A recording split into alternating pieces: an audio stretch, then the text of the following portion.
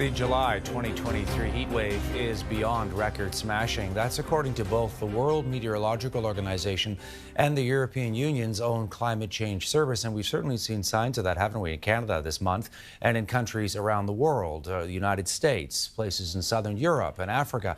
Some experts believe this July might well be the warmest month in the past 120,000 years, based on research they're doing. Scientists agree the extra heat mainly linked to the use of oil and gas by humans. The world's warmest day was July the 6th, and the hottest 23 days ever recorded were all this month. Now, if you look at the differences between previous record-breaking months from one another, you're talking about much smaller value. And effectively, that's true also for global mean temperature. You don't see these huge jumps normally.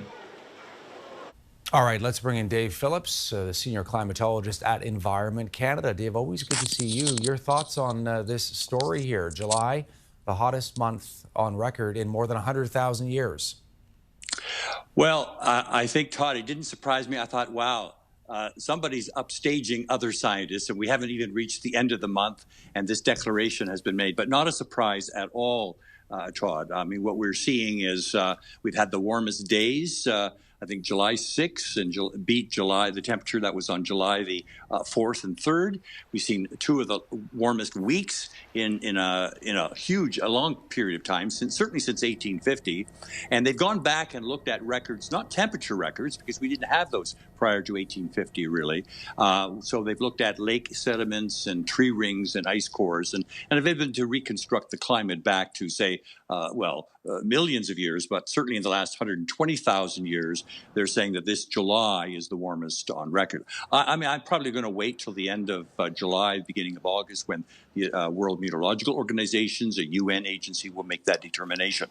But Todd, there is no surprise here. We've had the warmest oceans on record. June was the warmest June on record. And so you clearly know someone's going to say this summer is the warmest. And we're talking globally. We're not talking about Canada or Phoenix or Athens. We're talking globally. And we've seen it even in the southern hemisphere, Todd. It's winter there, but Antarctica is not freezing up. It's melting. The ice is melting there. So it's really planet Earth. Stick a thermometer in it, and it's showing really the hottest month on record. Yeah, so they take an average, right? They take the Arctic, yes, the Antarctic, and everything in between, and then they get this average. And I think it's, closing in now on 17 degrees. The first 25 days of the month, I'm just looking down here, is at 16.95 degrees Celsius, which is well above the average that we saw the last time we broke records, which was in July of 2019. So what's going on here, Dave? What do you think the cause is of all this?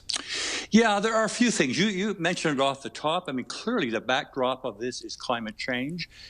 Nature could not have produced these warm temperatures, Doc. I mean, let's face it. I mean, the sun is pretty powerful. It's produced warm temperatures in the past. But these record warms could not have been caused. In fact, if you look at the last few years, and you look at just physical reasons which would warm things up, we should have gone through modest cooling, not runaway warming. So clearly there is this stuff coming from our tailpipes and our smokestacks. We're adding to it. And we're also seeing the oceans, Todd. They're talking about hot tubs out there.